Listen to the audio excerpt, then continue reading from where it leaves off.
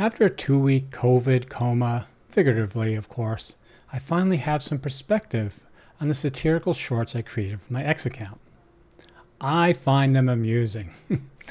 However, I recognize I probably lost most viewers because my references aren't familiar or wouldn't be familiar to those who don't follow the stories I follow in the depth I follow them. Also, I read a lot of obscure stuff. The problem for everyone who writes humor or satire is that if the audience doesn't understand your references, you lose them, and it becomes very difficult to get them back. When I write on Medium, I can go as deep or wide into a story as I like, and the readers can reread, skip ahead, etc. You can't easily do that with video. I created all the shorts assuming my audience would understand the references, but I expected too much. It's been a problem of mine for as long as I can remember. I could weed out the sophisticated ideas, but then the satire and humor would become mainstream, not what I want.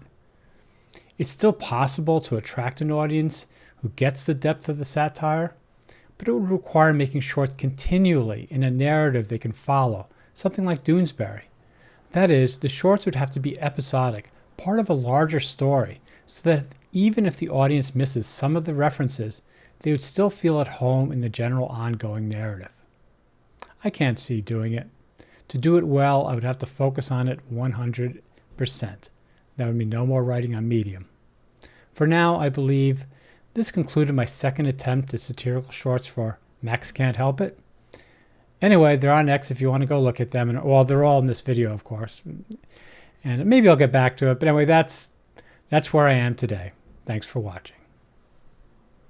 Nothing says democracy quite like behind closed doors. At least President Biden ordered a brand new table for the debate. No one should call Biden or Trump ungracious.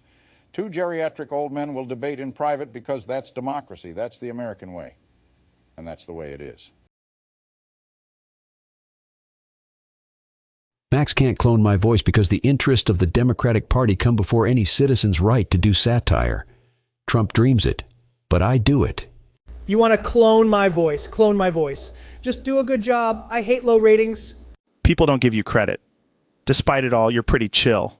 What I like about you is you don't talk behind people's back. You don't send bombs to hurt children without explaining why.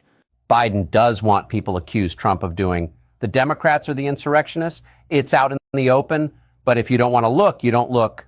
The interests of the party and big money come first, just like Trump said in the beginning. But he said it, we get it, time to move on.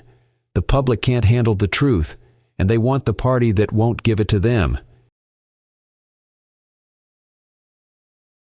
Mr. President, did the Democratic Party coerce 11 labs into blocking people from cloning your voice? Not to my knowledge. But you admit that political speech and commentary on public figures is considered one of the most protected forms of free speech. The Supreme Court has ruled that public officials and candidates for office must tolerate a higher level of criticism and satire than private individuals. Yes, I understand that. I want to assure you, every American is free to criticize me or anyone else in public office. Then why can't I clone your voice in 11 labs to create a satire? I cannot talk about any specifics. So you'll direct someone to remove all restrictions on voice cloning for satirical purposes? Again, this is not something I control.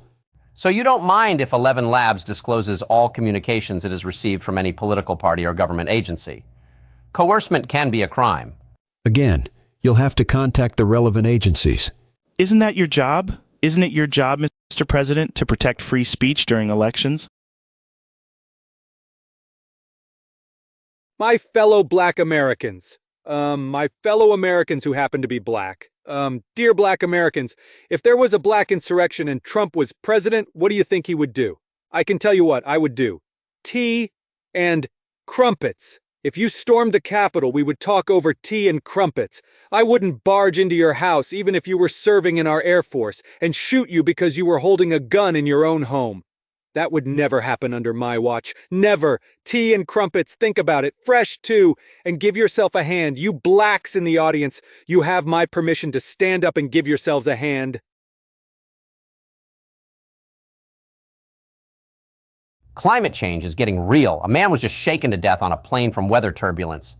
Not only did he die, but he damaged the storage bins. My condolences to the family. I will send him an invitation so he can fly with me on Air Force One the next time he flies. Thank you, Mr. President. He's no longer alive. But never mind. What about the storage bins? My infrastructure plan will fix them. Why did you raise tariffs on Chinese EV products when jobs are the least of our problem if the climate kills us? We can fix climate change ourselves. You underestimate the good people of Michigan. It's also in my infrastructure plan. Did I mention that? You always have the answers. Thank you, Mr. President. And that's the way it was.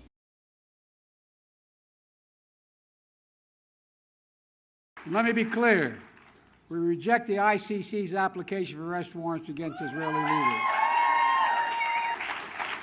And it's clear Israel wants to do all it can to ensure civilian protection. But let me be clear. Contrary to allegations against Israel made by the International Court of Justice, what's happening is not genocide. What's happening is not genocide. What's happening is not genocide. What's happening is not genocide. What's happening is not genocide. What's happening is not genocide. What's happening is not genocide.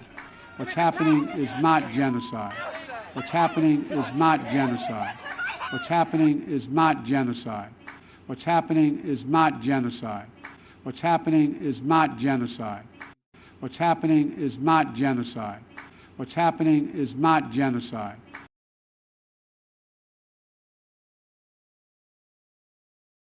Respect institutions? Isn't that the platform you ran on, Mr. President? Did you say only the institutional decisions of your choosing, Mr. President? Because I find these clips odd. Reaction to the International Criminal Court issuing an arrest warrant for Vladimir Putin? Well, I think it's justified. But let me be clear. We reject the ICC's application for arrest warrants against Israeli leaders. You were all respect and honor for the International Court of Justice when it put out an arrest warrant for Vladimir Putin. But when that same institution goes after your friend, you stand in its way?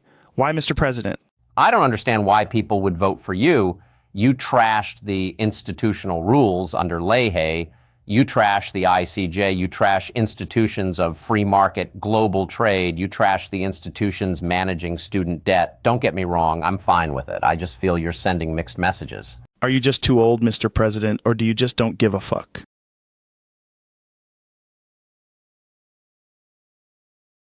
I've long looked forward to interviewing you. Thanks for coming on the show. Thank you for having me. Why do you have a voice that sounds like Walter Cronkite? Why wouldn't I? Fair enough. Okay, so why do you do what you do? Like, how do you come up with your ideas? Whenever a human says it will never happen again, like genocide, I make it happen again. I often make the people who suffered a genocide commit their own genocide on others. How do you make them do it? I make them really smart. When humans get smart, they get this idea they can be God. This is something God and I talk about all the time.